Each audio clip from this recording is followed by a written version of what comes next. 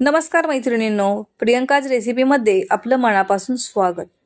उन्हाळा सुरू झाला म्हटलं की आपणा सर्वांची उन्हाळी कामे करायची लगबग चालू होते. आज मी तुम्हाला अशी एक रेसिपी करून दाखवणार आहे जी लहान मुले आवडीने खातील. आज मी नाचणी सत्वापासून जो भुसा निघतो त्या भुशापासून कुरकुरे बनवून दाखवणार आहे, जे खायला खूप पौष्टिक आहेत. तसेच करायलाही अतिशय साधी व सोपी पद्धत आहे.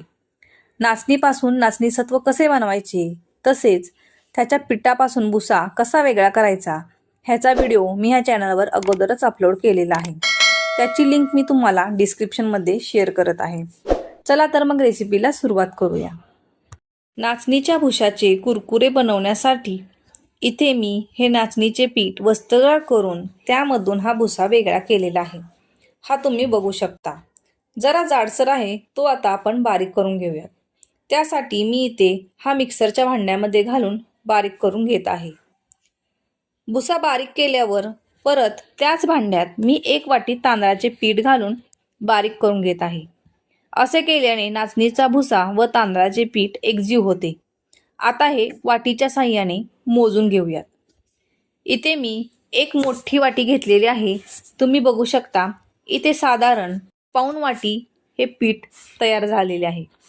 आता मी इथे गॅसवर एक कढई ठेवलेली आहे व त्यामध्ये इथे जेवढे पीठ मोजलेले आहे त्याच्या दुप्पट पाणी घ्यायचे आहे.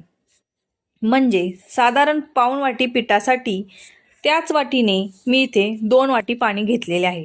पाणी इथे गरम झाल्यावर त्याच्यातील मी छोटी वाटी किंवा छोटी अर्धी वाटी पाणी काढून घेत आहे. पीठ शिजताना जर पाणी लागले तरच हे पाणी आपल्याला वापरायचे आहे. पाण्याला उकळी फुटू लागल्यावर ह्यामध्ये आपण पोह्याचा 1 चमचा ओवा बारीक कुटून घेतलेला आहे तो घालून घेऊया. पाव चमचा हिंग, 2 चमचे तीळ, चवीनुसार मीठ व साधारण 1 चमचा पापडखार मी इथे घातलेला आहे.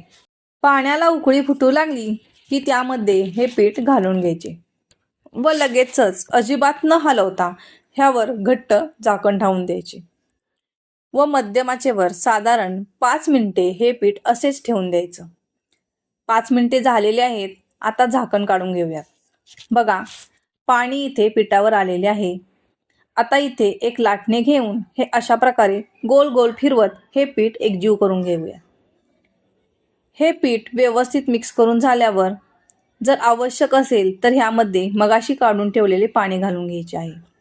बघा, मला हे पीठ घट्टसर वाटत असल्यामुळे मी यामध्ये पाणी घालून घेत आहे व साधारण 2 चमचे तेल मी इथे घालून घेत आहे. हे आता मिक्स करून घेऊयात. तेलामुळे पीठ व्यवस्थित शिजलेले जाते व ते हातालाही चिटकत नाही. हे सर्व व्यवस्थित मिक्स करून झालेले आहे. आता मंद आचेवर 5 ते 7 मिनिटे हे पीठ वाफवून घेऊयात. साधारण 7 मिनिटे झालेले आहेत. बघा, पिठाला छान वाफ लागली गेली. हे व्यवस्थित मिक्स करून परत ह्यावर 5 मिनिटे झाकण ठेवून देऊयात. परत आता 5 मिनिटं झाली आहेत.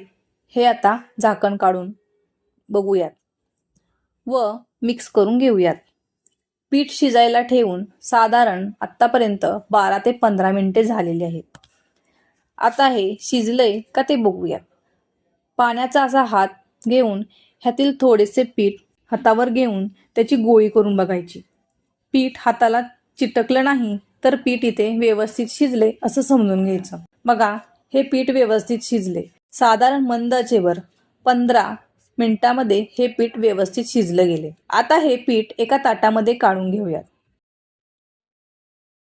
हे पीठ आता इथे थंड करून घेण्यासाठी मी ते एका ताटामध्ये काढून घेत आहे व ते अशा प्रकारे पसरून ठेवत आहे. हे पीठ आपल्याला जास्त थंडही करून घ्यायचं नाही, ते कोमटच ठेवायचं आहे. तसेच हे पीठ अशा प्रकारे थोडंसं खालीवर करून थंड करून घ्यायचं.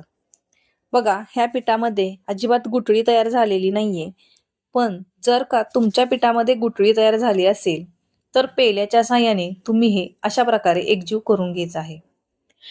पीठ एकजीव करून झाल्यावर मी इथे असा सोऱ्या घेतला आहे व ह्याला अशा प्रकारे चकलीची चिपळी लावून घ्यायची. त्यामध्ये हे पीठ व्यवस्थित भरून घ्यायचं आहे व ह्याला एका प्लास्टिकच्या कागदावर हे अशा प्रकारे सोडून घ्यायचं आहे.